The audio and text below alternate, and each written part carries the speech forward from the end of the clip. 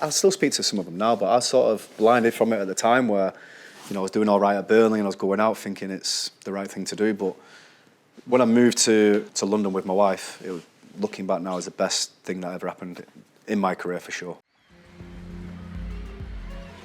Why was it Newcastle? Why here? Everyone raised their eyebrows. I took less money coming to Newcastle than I did at Madrid. Looking back at some pictures, I look like I swallowed about 3 pillars. But when you just know, don't you? When your time's up, it's up. You don't play for the money. It's more for the pure enjoyment of playing football. I want to start this interview with Atletico Madrid because it fascinates me, that move. At the time, I actually felt quite proud that an English, intrigued and proud that an English defender would be able to go over and operate under Simeone, which it's tough. Yeah, I played a game against him, by the way, when I was in Spain, Valencia. They beat us 2-0, and it was an experience. I felt like I was being suffocated, as in on the touchline. He was there, he was imposing, he was aggressive. Yeah. He walked past me at the end of the game, didn't shake my hand, and was almost like dismissive. I thought, you are one horrible good. Yeah, but if you play for him, it's So I was thinking, how did that come about to start with? To be honest, I think obviously when it was the 2018 World Cup, I thought I had a decent tournament. Say it was my first one, and then maybe in that time, the season after, I didn't really know how to maybe handle the pressures of, being more known and things like that. And then that season, I didn't really do too well. I'm the first to admit that. I didn't go to the Nations League with England. I had a good chat with Gareth, which I knew anyway. And then, there was a few clubs, to be fair. Like, I weren't expecting, teams in Italy. With Ancelotti at Napoli, it was nearly done there. And then out of nowhere, Madrid came in and, I went back to pre-season with Tottenham. And, when you just know, don't you? When your time's up, it's up. What was it that was up at Tottenham? What was it that you felt? I think maybe a change. I think I had a talk with, obviously, Pochettino at the time and obviously Daniel Levy as well. And I weren't getting the answer that I wanted in the sense of I'm a part of the plans and stuff, but it's fine. Players come and go, managers come and go, and it's about trying to find that next step. And then Atletico Madrid came in, and I just said to the agent straight away, I want to sign for them. And then I was in Madrid straight away, and I've never looked back since. Unbelievable journey. Yeah. What was your first encounter with Diego Simeone? What was that like? It was so I'd done my press conference, and then I thought maybe I can go home and get some things together because I didn't. So I thought I'd maybe bring some stuff over. I didn't have anything. Yeah. And then he texted me and just said, right, straight to San Rafael. In San Rafael, Los Angeles, the mountains. You come straight there. So I thought, right, okay. Bye to my family, and then straight into pre-season. And just his presence. You felt it straight away, and just an absolute joy, and I admire him. What was the work regime like under him? So start with that pre-season compared to other pre-seasons you'd done. Yeah, so he was relentless, and we have a guy called Profe, so he's the fitness coach there. So basically, the first day was 6:30. In the morning. Yeah, golf course running, for example, and then basically 3 sessions a day. But I was sort of used to it, and I was surprised with my fitness because of what I did for Poch, because how relentless it were and demanding it were for him. So I was sort of prepared for what they was going to throw at me. I had a good pre-season, fitness-wise, and and it's about when you go abroad, it's about making that effort, embracing their culture and that, and we click straight away. In terms of principles of play, of playing right back, obviously you think about all the sort of different styles of right back now, going into midfield, overlapping, underlapping, going being a third centre back. He was the classic sort of traditional 4-4-2. Was it more of a traditional thinking of how to play right back? As I would have maybe been taught it or learned it. No, definitely. And when I went there, people was like, oh, it's a wrong move for him. He's not going to get past the halfway line, things like this. But, he encouraged me to go forward as much as I could. He just got me into some positions where I just thought to myself, it was so simple, defensive. Talk to me on a right back level, so in terms of where you would be. Yeah, so when I first went there, he said, I need to improve your defending. Blunt as that, basically. Your defending needs to improve. And that's probably one of the strongest parts of your game, really, isn't it? Well, I think before then... Yeah, you got a good balance, but... Yeah, but I think before then, I think I was a bit suspect when I was at Tottenham in my last season. I was there working. You're getting caught out, you're playing people on side, and it's all about fine margins, and it was just a consistent basis, and I just wanted the season to end. I just felt like I was getting suffocated because I weren't performing. Yeah. And he worked with me so many hours, just me and him on the training pitch after training. showing me clips of other players, and that's why he's really, you know, if you break his trust, that's it. Like, you're done. Like, he's one of those where. In what way? What would be breaking his trust? It's just about being on time. Again, respect for everybody else, and on the pitch as well. You have to run. If you don't run for him, it doesn't matter how much they paid for you, how much you're on. You know, you're gone. So, and I think it's there for everyone to see. You have to run for him. And what specifically defensively did he work on with you? So he used to always put me up against like players like Thomas Lemar or Carrasco, different type of winger, where Carrasco's one of them where he'll chop you, and Lemar's one of those where he'll just run in behind you. And he was very clever in the players he always put me up against. And I look back now, I think he'd done it on purpose to see how I'd cope. Yeah. And he just used to work me at like positioning, you know, when to go forward, when not to go forward, and he was really intelligent, and I learned so much off him. Was he the coach that you think has impacted your game most, or would you point towards someone else that you've worked with? I've got to give a lot of credit to say like Pochettino as well, because obviously he was my manager when I got my first call up for England, so I've got a lot to thank him for. Sean Dyche, from back in the day when you know, I was young, stupid, going out all the time, and he proper reeled me in, and he proper was tough with me. And obviously the gaffer now, Eddie Howe, and so they've all done different things for me, and you know, I'll always respect every manager that I've had. Going abroad, living abroad, moving your family abroad, winning abroad, living under a manager that's been at the highest level. Do you see it as being almost like on your CV as a big, massive win? I would for you, looking at it. Definitely, because I've said it's the only major trophy that I've won in my career. But it's difficult, and that's why I respect players who come to England now. When I used to look at players before I went to Spain and think, how do you not adapt? Or top quality players, how do you not settle? But when I went to Spain, and that's why I respect players who play in the Premier League who are from like South America, or because it's tough, and you got to make the effort as well. Like certainly when I was in Spain, because I think I was the only English player in about 100 years or something to play for them, but the players was good, like Morata, Costa, who spoke English, Savic, I was at City with when he was there. So you got to make that effort. You got to, you know, like I was going for dinner with him and that, and it's just embracing that culture, and I loved every second of it. Obviously, you come through at City. Yeah. And you think, obviously, they let you go. Yeah. You think now that if Pep was there 10 years ago, 15 years ago, do you almost look at it and think, actually, I'd have had a chance if I was there now in this period? Do you ever look at it like that? Not really, if I'm going to be honest with you. I just think I look at my career and I won't change anything. I think at the time I was there, you had Zabaleta, who was one of the best right backs for many years, and obviously Micah as well was there. Yeah. So, and then I went through the transition where they just got taken over, and then started buying loads of players, and I needed to get out and play. I was at Barnsley, and then when I came back, and I experienced that, and I just think, you know, there's no shame in dropping down a league, or you know, and it was tough for me at Man City at the time because I was never going to play, and playing against men in the Championship, and then that's when I signed for Burnley. And you look at that sort of period in your career, sort of going, say, Barnsley or Burnley, it's stood you in good stead because it's kept you grounded, it's given you good principles. No, definitely, and I go back to my first ever game at Barnsley, I was playing next to Darren Moore. So, and he was brilliant with me, Darren Moore, and it was just a good experience, a year and a half at Barnsley, and I just wanted more of it. And of course, I was at City, you know, many years through the youth system and stuff, and you know, the players that decided to stay there and get more money, and now they're not really playing, so. Just getting games was important. Yeah, just getting games was important, no matter where it was. Back then, when you're so young, you don't play for the money. It's more for the pure enjoyment of playing football, and that's what my main focus were. And then I knew a few lads at Burnley when I was there, so everything was perfect, really.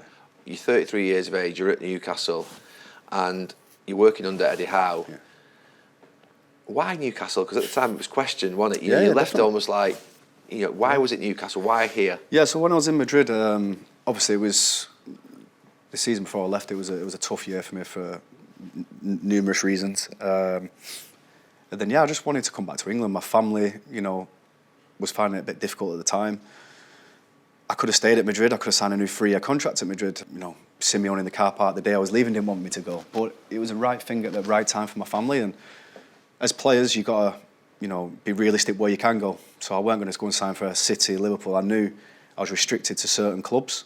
Manchester United came in though, didn't they? United did straight after the Euros, and that was very close. Obviously growing up being a Red as well with all my family. But it didn't happen. You know, everything happens for a reason. So what happened? It fell away at the last minute, or? No, to be fair, it just fell away really. I think Ollie was the manager at the time, and everything seemed perfect. I was absolutely, you know, chuffed. It's Man United. biggest club in the world.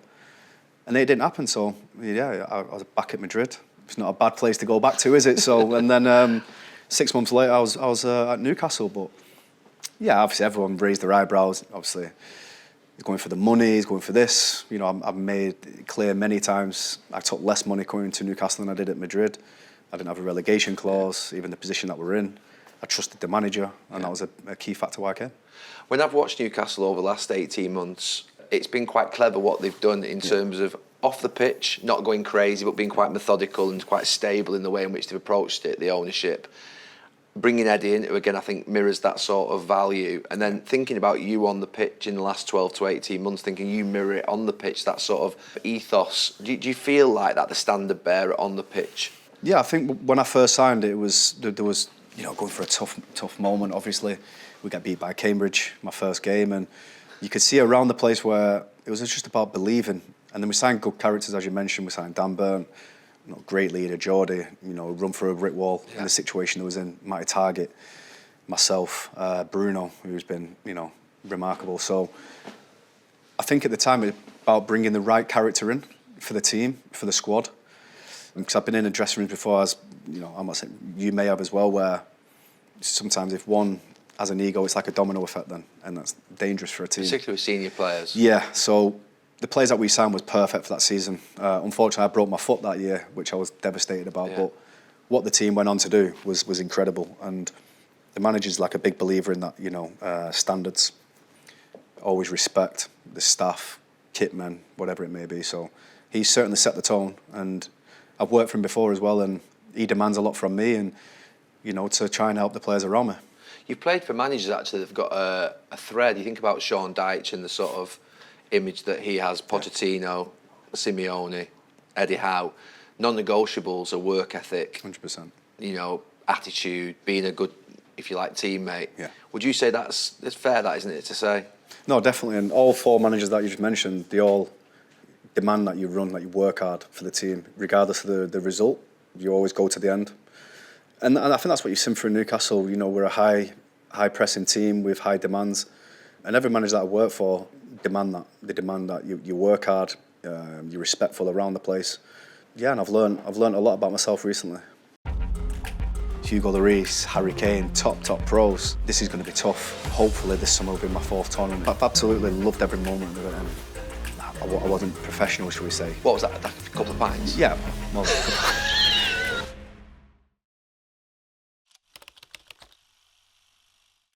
So I want to talk about fitness. I remember my record running, because we started to do the running stats. You'll have all these stats now. I think just before, sort of towards the end of my career, I think I'd done 11.6 or 7k in a game. I'd done 800, 900. I think the record I'd done was 800, 900 of high intensity, or just under 1,000. But what's your sort of average sort of like distance? About 12k. 12k's average. 12k a game probably. And high intensity would be. God, I don't know off the top of my head. It's a lot. My high intensity, it's a lot to be fair. Over 800? Yeah, probably. Decel XL's a lot, especially the way that we play. Well, fullbacks are these days against the wingers that you're up against. So the stats now are through the roof, and I think now you have to run. That's a given. I read a couple of days ago, coming into this interview, that you were put in some chamber. Was it Tottenham? Yeah, Tottenham. Altitude chamber, yeah. Altitude chamber, because you were overweight. Yeah, so there's nothing on you. No, not now. There's not. But back then, looking back at some pictures, I look like I swallowed about 3 pillars. But what would your weight have been when you came from sort of Burnley to Tottenham? Probably when I was at Burnley, I'd play about 76, 77 kilos. Oh, I'm showing my age. I'm in stones. Yeah, so now I'm about 70, 71. No. So you lost 6 kilos. From back then, yeah. So obviously when I was at Burnley, it was like a stone. That is it. Yeah, probably more than that. Yeah. But when I was at Burnley, it's like you look at nutrition, you look at. Was it pies? Was it pies and chips basically? I just think if you look then, like the resources that we had at Burnley was nothing compared to what I had at Tottenham. And I was the nutrition advice and things definitely. Like that? And I was in for a big shock because when I was at Burnley, I wasn't professional, shall we say. What was that, like a couple of pints? Yeah, more than a couple. 2-3 days a week, probably.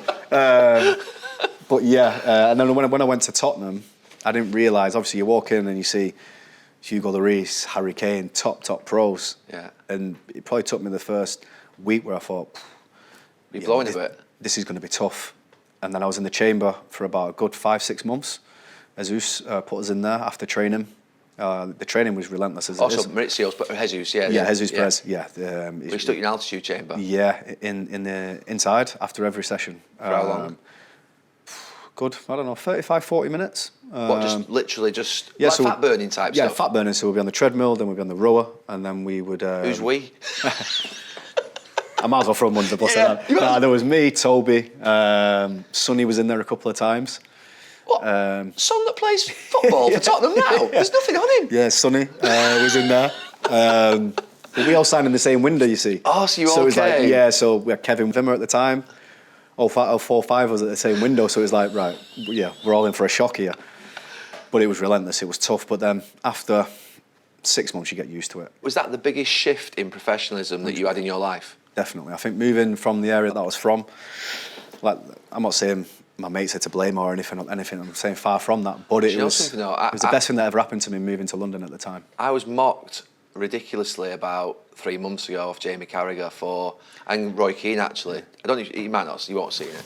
Where I said that I had to almost split from my friends from the area that I was when I was younger because the priorities of them was that they were just, for them it's normal to go and have 3-4 pints or eat a bar of chocolate or chippy. If I did that, I'm done. Yeah. And so I had to almost like in some ways put blinkers on. I still speak to some of them now, but I was sort of blinded from it at the time where, I was doing all right at Burnley and I was going out thinking it's the right thing to do. But when I moved to London with my wife, it was, looking back now, is the best thing that ever happened in my career for sure. Just getting out of that sort of... Getting out of that area, living on, just on our own, we didn't know anybody. Not just going out for drinks or whatever it may be, but it was the best thing that happened. Did you put an altitude chamber in your house or did you? I didn't need to. The weight dropped straight off me when I was at Tottenham. To be perfect every day in what you eat, what you drink, how you rest, how you recover, all the things that you're asked of. It's almost like a sort of military regime every single day. I got to sort of 35 and I felt like, I can't do this anymore. No, yeah. You're nowhere near that at this moment in time. You feel like you're still sort of, if you like, thinking there's sort of 3, 4, 5 years left. Is that where you're at in your mind? No, 100%. And, I go in every single day looking forward to training. It's never once crossed my mind about when I'm going to finish. Of course, the international side, okay, more so for sure. But do you think you will finish after this tournament? You never know. I never want to say. Yeah. I'm one of those where I never probably come out officially and retire. I'll always be there if. Yeah. If I'm needed. Is it harder to go away? Is it because that's September, October, November, March, summer, and then you're on the roundabout spinning all the time, aren't you? And it is tough. No, it is, and especially when you probably see like lads, play having a week off and that. But you get used to it, and when I get called up for England, it's actually, it's such a big honour. No, I absolutely love it, and to represent the country, and hopefully this summer will be my 4th tournament. If I go, I've absolutely loved every moment of it, and sometimes you've got to be realistic as well. I'm 34 in September. I'm up against top quality right backs or left back if I'm playing there. So it could be my last tournament if I'm picked. No guarantees. I think it's gone down to 23 as well. Yeah. Yeah, you need to perform at the highest level because again I'm up against probably one of the toughest positions in the squad. I didn't realise if I missed and they scored, they would have gone through. So yeah, I know. I didn't even realise if I'm not playing.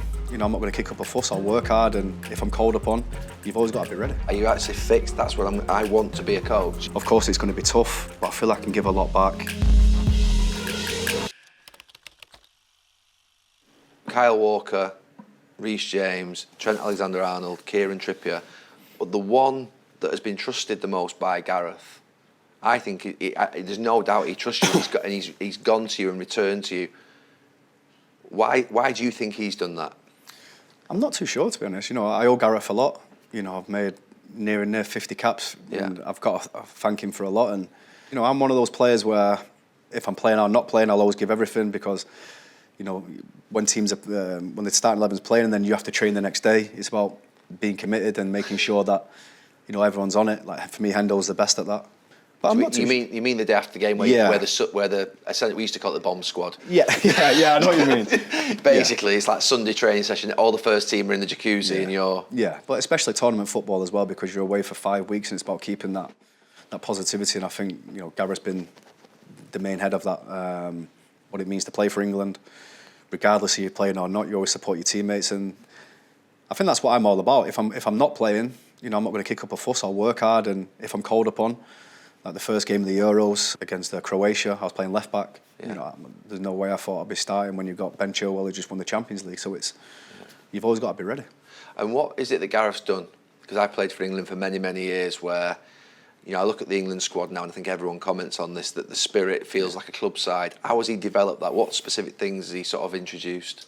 Certainly when I first arrived, we had meeting after meeting, what it means to represent England, the badge, the supporters, and it's always important that he's been an ex-England player as well. And it's just trying to bring that togetherness. And it's been so long since we've won something, and I think everybody's bought into it. And I think everyone sees that. Everyone loves going to camp.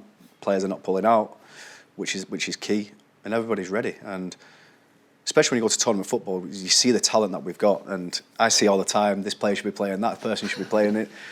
Obviously I won't like to be Gareth because it's tough. He's got nearly 30 plus players who are playing unbelievable, but he handles it very well, and everybody fully respects him. You, in the period of your career at 33 where you're in complete comfort, as in, I don't mean comfort as in you don't put pressure on yourself, but you go out onto the pitch, you've seen it all, and actually there's no game now that can surprise you.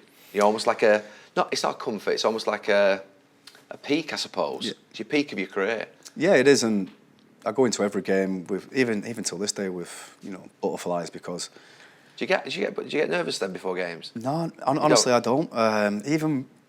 Even throughout my whole career, really, I've never really got nervous. And wow, why not? I don't know. I actually don't know. That's a good thing. Yeah, it's like if I'm playing a big game, for example, for Newcastle, whatever it may be, I always put in my head I played in a bigger game. I always try and think like that. So perspective. Yeah, like I've always played in a bigger game, nothing to worry about. And it's having that self-belief as well. You can do well. Always being positive. So, no, never really get nervous. The only time where I've probably been nervous a little bit is when I took the penalty in the World Cup against Colombia. So, because I've never took one before, and I didn't realise if I missed and they scored, they would have gone through. So, I know. I didn't even realise. That's what I mean. I was just in the zone, really. What you mean you felt nervous on the? I mean, obviously, I've never done it. I've never been in that position. No, I've not either. Yeah. But so that World Cup just taught me through it, because that is the sort of England fans. Yeah. I suppose misery over 30, 40 years, isn't it? Yeah, but that was unbelievable that night. I mean, I was there watching it, but you're walking up, what you're thinking is just different feeling in your body, like a. I just went numb. Honestly, I just went numb, and relief when it went in, and then his first penalty shot we've won in I don't know how many years, but that tournament would come over so many obstacles, which was good. What is the rules that Gareth instills with penalty practice in training so that it actually comes out more successful in games? So we have obviously, after training, play like 4 players, because if there's like 15, 16 players waiting, it can be carnage. Yeah. So just a select few every day in training throughout the tournament, where you just pick your spot, you take 3 penalties, and then they analyse it. So they watch them back on video? Yeah, they watch them back, and then they would obviously probably choose then, who's more consistent, and to be fair, we've got some unbelievable penalty takers in that squad. So yeah, it's just about being consistent with your practice, and being confident in that moment, because it is a long walk. You shouldn't have been as good at taking him in training. You should have sort of fluffed your lines in training. Not for me. I don't think anybody would do that, but we've got a lot of good penalty takers. 18 was a surprise. It sort of shocked everybody. And then there was almost like an expectation grew, and obviously so close with the Euros. We had that feeling, will we get there again? Yeah. Whereas you lads seem to have that feeling that it's just a step nearer 100%. to get in there and sort of winning a tournament. No, definitely. I think you go back to 2018, it was, again, the first half especially, we should have been 3-0 up. Yeah. But again, it's about fine margins, and then you have people like Modric, and you just turn the screw and then it's over. And then obviously get beat on penalties against Italy, Qatar, where I thought we maybe dominated against France as well. Yeah, it was a 50-50 game at best, wasn't it? It was tight, wasn't it? And as you know better than anybody, it's all about fine margins and the little moments in games. And we always believe, and we shouldn't be scared to say that we can win the tournament. It's not about being arrogant or anything. Yeah. again, having that self-belief as a squad, as individuals, that we have the players, the squad to go on and be successful. Just going back to you sort of managing yourself and the idea of sort of, have you started to think about that at the age of 33? Think about what does sort of like 38 look like? What does 40 look like? It's scary, to be honest with you. I've spoken to a lot of players. Obviously, in my head, it's sometimes you've got to accept that it's going to come to an end sooner or later, and I'd like to go into coaching, but I feel certainly the past 7-8 years I've looked after my body better. I feel like, I feel good on the pitch. And it's all about being professional, and I feel like I've got a good few years in me yet. Whatever level that's at, I know when the time's right, but, I'd love to go into coaching when I finish. I play for some top managers who I learnt a lot off, players that I played with, so, and I think that'll be an exciting time as well. Are you adamant about that? Are you actually fixed? That's what I want to be a coach? Yeah, definitely. I think I want to give back, with players that have helped me in my career since I was young until now, and of course it's going to be tough, but I feel like I can give a lot back, try and help young players. And you never know, could be, sat here in 10 years' time and not be a coach. I could be, sat next to you, for example. You never know what. Do you know what I mean? Like, you never know what you do. So, no, it's exciting. Are you thinking youth play? Are you thinking youth coaching? Are you thinking you said give back there? Yeah. Are you thinking more sort of like want to be a first team coach and sort of head coach? I'd like to start like youth team. You would? I'd like to just to try and build myself up, because you see a lot of players who just go straight with the first team, and sometimes it doesn't work, and it's about learning it as well, because you're going back to square one. I've spoke to a lot of people, and just because you was a footballer, it doesn't mean you're going to be a good coach. So I've spoke to a lot of players who I play with, like Michael Duffy was a manager who's done well at Cheltenham, and unfortunately it didn't really happen at Swansea, but I've got a lot of players who I play with who are in that dugout now, so it's even just leaning on them as well. Yeah, I think, to be fair, you're not asking for my advice, but I would say definitely do your coaching badges as early as possible and get hundreds of hours on the grass coaching, because when I went to Valencia, I didn't really want to be a coach, and I was thrust upon it. I didn't have any experience. The thousands of hours that the likes of Eddie or Michael Duff have put in coaching on the pitch and learning. It's just vital that, what I mean? You can't shortcut it. There's no shortcut. No, I think it's been committed as well. Because I've spoke to them as well, and they say it's tough. It is. It's play 7 till 7. You're working, and you're probably working more than as a player. So, but yeah, I think I'd like to take a bit of time out with my family as well, and then get back into it. Kieran, thank you very much. Really appreciate it. Great to see you. Thank you. Thank you very much.